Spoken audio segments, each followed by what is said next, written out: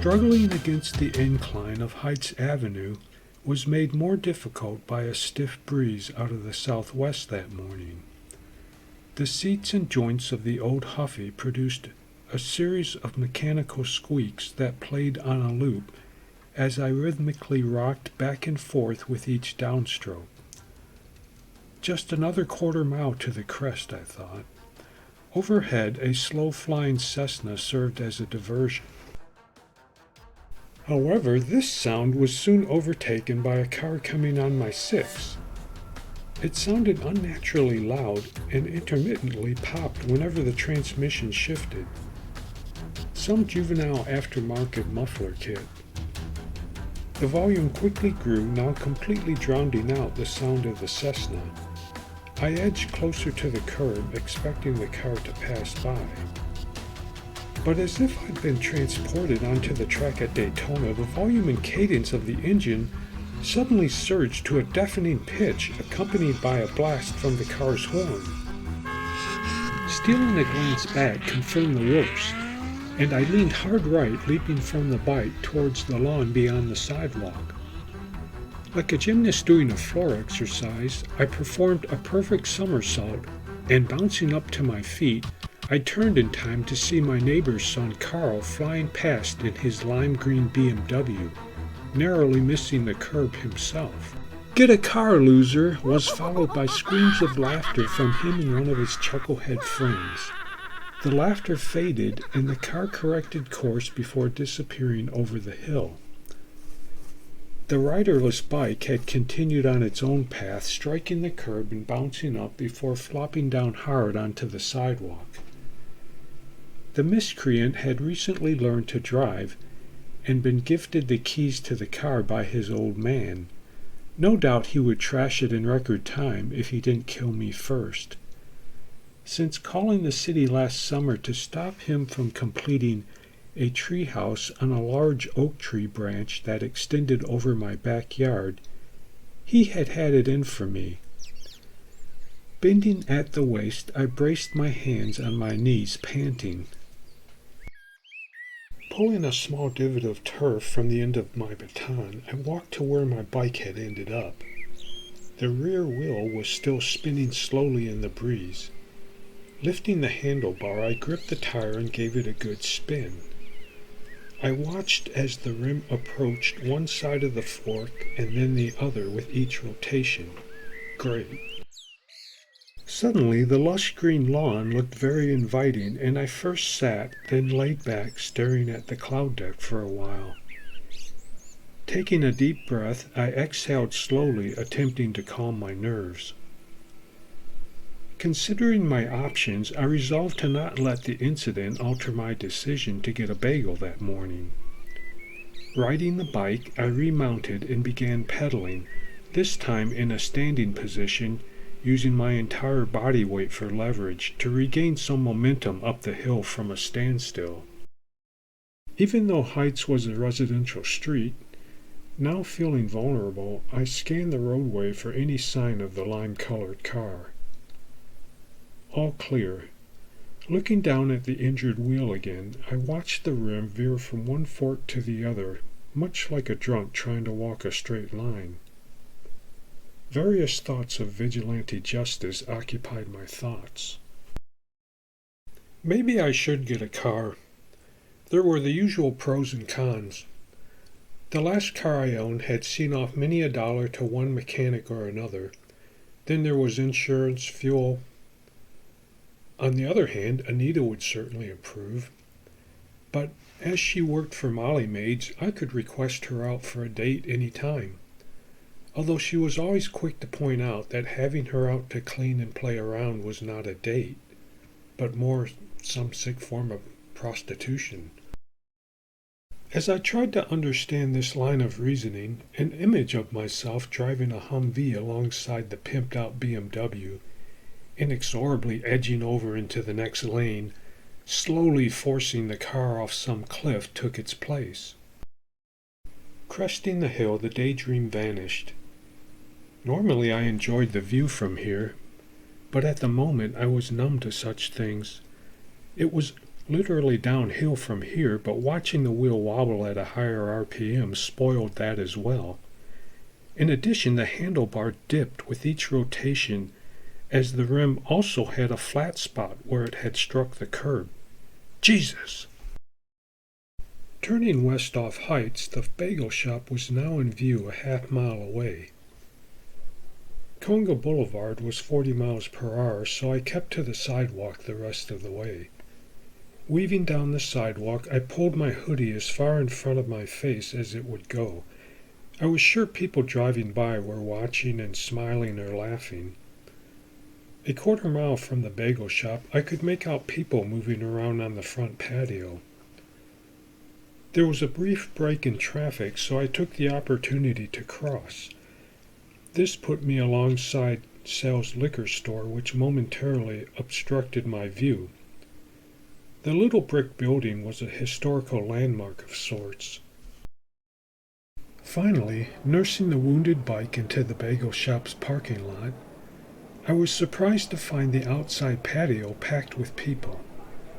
Swinging my leg over the seat, I ignored the snickering and leaned the bike against one of the heavy timbers supporting the patio cover's rafters. With all the people and the condition of the bike, I didn't bother locking it. Making my way across the patio, I heard raised voices at a table to my left. Turning towards the sound, I saw a man hurl a mostly uneaten farmhouse ham melt sandwich at another man. The velocity of the throw created too much wind resistance, and the farmhouse ham melt sandwich broke apart on the way to its target. Being the densest component, the effect of wind resistance on the pinkish ham portion was negligible, and it remained on course to its intended target. The bagel half, scrambled egg fragments, and sautéed spinach, on the other hand, peeled off in more random directions, striking two others on either side of the target. The recipients of the scatter shot immediately responded in kind, and in Flashdance fashion, a food fight quickly spread to adjacent tables and beyond until there was nearly 100% participation. Bagels and breakfast sandwiches were now flying in all directions. I had never experienced a food fight, and I felt I was witnessing something truly rare. Inevitably, a bagel hit me in the chest. Instinctively, my hand shot out, catching the circle of bread before it hit the ground. I looked around to see who might have thrown it, then looking back down, saw it was a blueberry bagel. The dough was marked by tasty blue and purple spots where the juice from the embedded blueberries had diffused into the bread when they popped while baking. Taking a bite, I smiled. How lame to hit someone with a bagel or sandwich. Brown arcs of coffee or tea began appearing next. Fearing getting soaked and possibly scalded, I crouched behind a large man in a gray sweatshirt, still sitting down at a table, eating his meal and reading a paper, as though nothing unusual was happening. Craning my neck around his middle, I looked for the safest route to the front door. Something moist brushed my left cheek. It felt like a wet kiss from a dog, but wasn't wet enough to have been anyone's beverage. Pausing a moment, I explored the moisture on my cheek and neck with my fingertips. It felt slippery. Looking down, a dismembered peppered bacon melt sandwich lay near my foot. The sandwich made a wet spot on the concrete where it had fallen. I knew then that the wetness on my cheek and neck was from the peppered bacon melt sandwich's signature butter sauce. Unreal! Those are $8. Like a disturbed anthill, what had started as a mostly harmless food fight morphed into an all-out brawl. The sound of the tables and chairs scraping on concrete, shouting, screaming, grunts, groans, all produced a wall of sound. Punches and kicks were front and center, often ending up in a grapple where various types of chokeholds and headlocks were applied. Under a table not 6 feet from me, I watched a man being force-fed a paper sack that still bulged with food. His eyes were closed and he appeared unconscious. But that didn't stop another man from continuing to cram the bag down his throat. A few tables beyond, I saw an older woman get clocked by one of the iron chairs. Her assailant was a white-bearded man who somewhat resembled Colonel Sanders. I had to do something for the unconscious man. Grabbing a plastic fork from the table, I stabbed the mouth stuffer in the back with it. The head of the fork snapped off, so I kicked him. "Oh, you little You're fuck." suffocating him," I said. He turned, trying to grab me with the meaty hand. I jumped back out of reach, and he resumed his work. Tiptoeing back in range, baton out, I gave the cretin a good crack on the head. "Oh, God damn it, you're dead." He heaved himself up to one knee and lunged at me with both arms like a defensive lineman trying to prevent a score. Jumping back, I whacked the closest outstretched hand. He pulled up, yanking his hand back against his chest like he had touched a hot stove. Grunting, he rocked back and forth. I felt bad for hitting his hand. "There's a primate across the street," I said. At this, he straightened up with a stare like some grizzly that had just noticed another animal. This quickly turned into a murderous glare.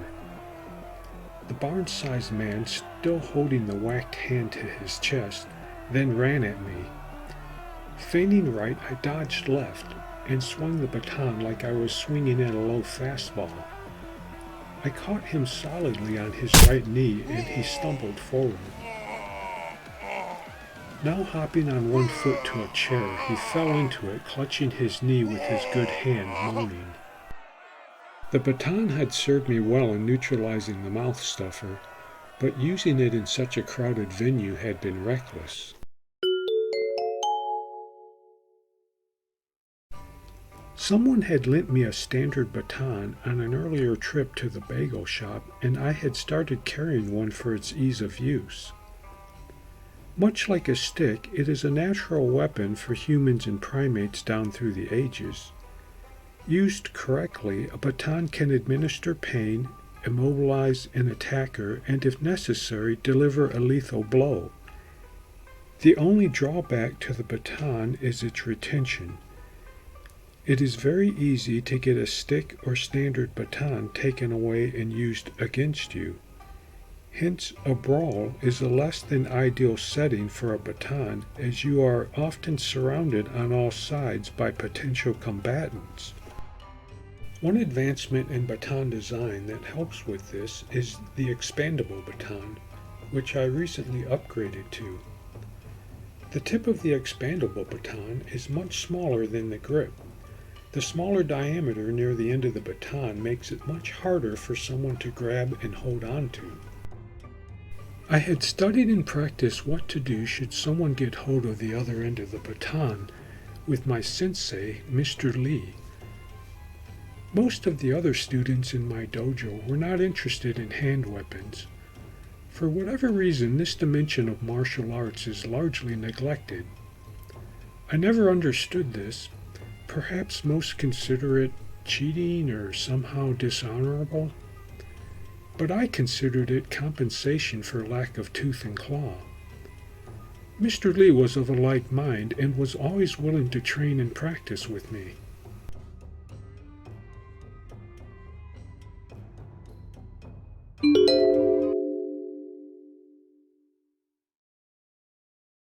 Focusing on the front entrance, I pushed off on my right foot, scampering to the next table, narrowly avoiding 4 or 5 combatants during the crossing.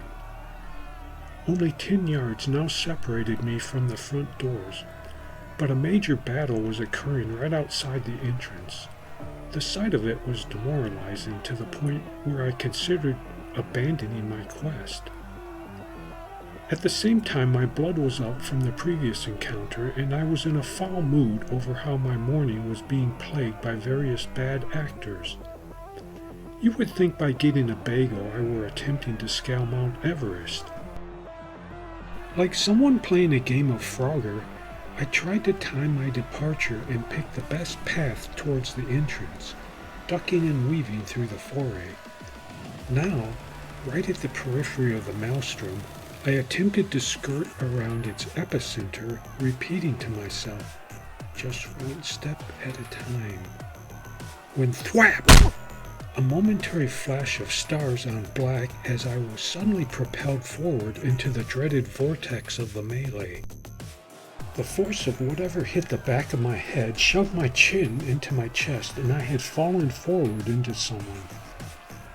I latched on to keep my balance and was promptly kneed in the sternum. Letting go, I doubled over trying to breathe. Fists rained down on me from three sides, knocking me back on my butt. I was at least momentarily at the mercy of these thugs. Two laughing men lifted me by the arms and dragged me towards an upright table. Punch drunk, I could not break free. I'm just trying to get in the bagel shop, I said. Load 'em up, someone cried. On the table was a man laying on his back, both his tree trunk-sized legs lifted up and bent at the knees. They lifted me up until I was being supported by the rubber soles of his tennis shoes. Dizzy from the beating, I tried to reach the table with a foot, but others kept me from getting a footing on the table's surface. Then someone yelled, "Cannonball!" With the roar of laughter and some applause, I was airborne until landing in a row of shrubs bordering the iron fence on the north side of the patio. I suppose I was lucky to have had my fall broken by bushes, but the bushes tore my hoodie and pants and scratched the left side of my face and shoulder. I lay there for a time, eyes closed, enjoying the relative sanctuary of the bushes, like a war casualty no longer considered a target. Starting to drift off, I presently became aware of someone tapping my shoulder. "All right, mate," a voice in an Australian accent asked. My eyes fluttered open and a kind-looking, vaguely familiar face of a man looking down at me from the parking lot side of the fence came into focus. Being somewhat formally dressed in a suit but no tie, he had a VIP air about him. Retrieving something from an inside pocket, he held it out for me to take. Without breaking eye contact, I tentatively took the item from his hand. At this he nodded and walked back to a largish German car of some sort. He got into the back seat and I watched as the car pulled away, exited the parking lot, and was gone. Looking back at my hand, I determined I had been handed a pepper spray aerosol. My heart jumped. Now that's what I'm talking about. With some pain, I got free of the bushes, cleared the safety lever, and with renewed confidence strode back towards the bagel shop doors. The number of people had thinned out, and it struck me how the patio now resembled the aftermath of some tornado. I could hear sirens in the distance, but there was still a cluster of brawlers near the front door. Moving around to the upwind side, I pressed down on the aerosol's actuator button.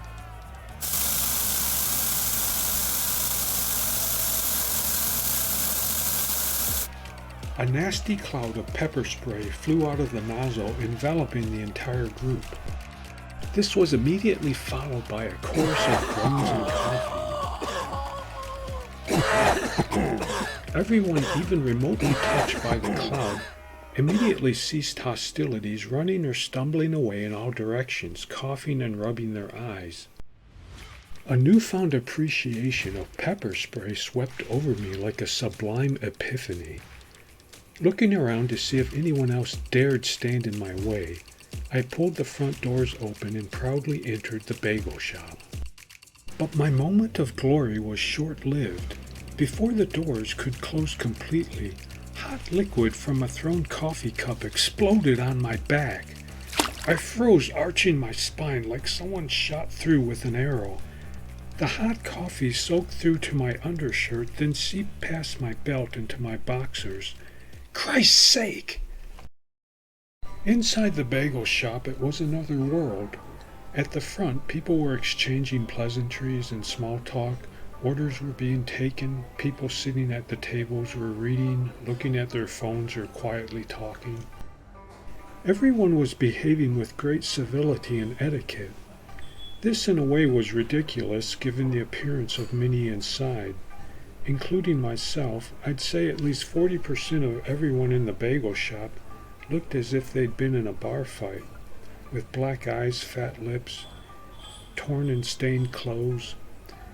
A few even had open wounds or were walking with a limp, and everyone seemed oblivious to what had and was taking place on the patio. Glass windows lined the entire front of the bagel shop, so it's not as though it was hidden from view. One exception was a baker back by the large bagel ovens. Nodding with his head and arching his eyebrows to catch my attention, he gave a little over-the-air fist bump and called out, "Yo, baton man!" Then he turned to one of the other bakers, and they both had a little inside laugh about it. Great, I was getting a rep at the bagel shop. I suppose they had not connected me with the pepper spray. Glancing back at the patio, 3 or 4 squad cars and a few ambulances, lights flashing, were now in the front parking lot. A news crew had set up in the north parking lot with the patio in the background. Waiting my turn, I watched as the reporter spoke to the camera, periodically turning to the side to reference the scene of destruction behind him. My turn came and I said, "I'll have a power bagel, please." "I'm sorry, sir, we're out of the power bagels at the moment." Bozos. They were always out of the power bagels. Since they always sold out, why didn't they make more of them? I tried to drop a hint. Those seem to always sell out. Can they start making more of those?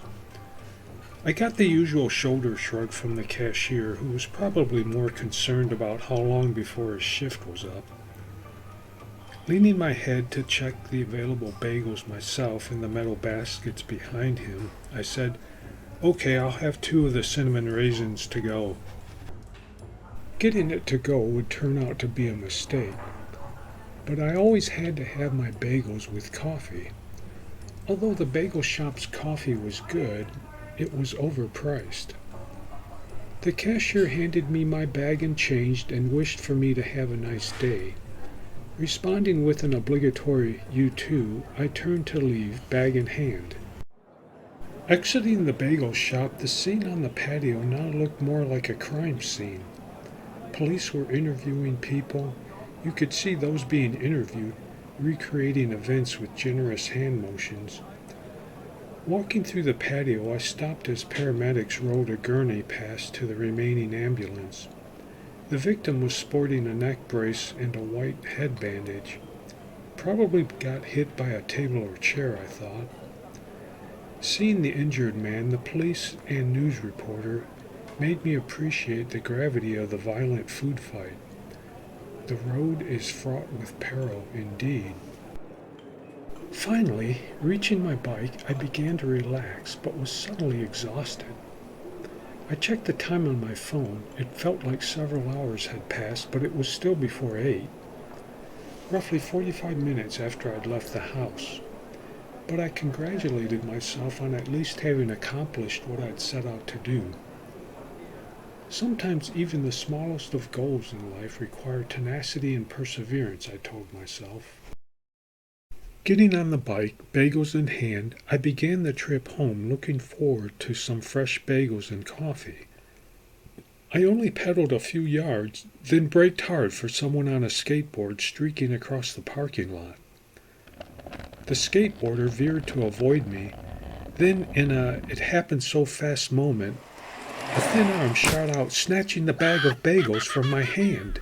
"Hey!" I lunged over the handlebars to grab some shirt, but the little urchin deftly crouched down out of reach, and I watched as he guided the skateboard west toward the sidewalk paralleling Conga.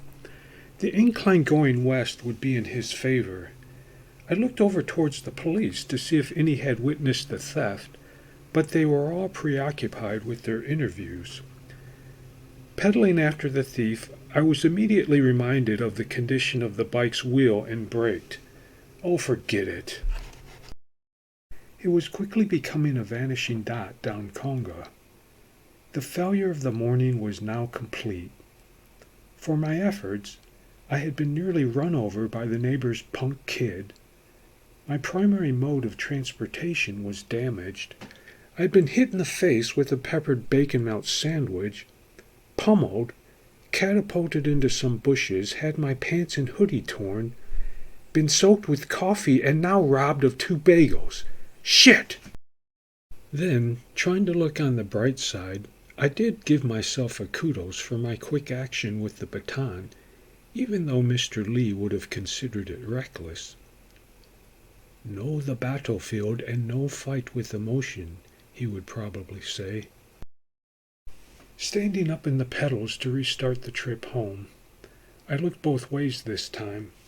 As I did so, I caught sight of the man who I'd briefly hidden behind at the start of the food fight. He was still sitting at the same table like some giant sloth, slowly consuming another bagel and reading his paper. Wow. Riding home, I thought about what I might have done to be better prepared. I would definitely be packing pepper spray going forward.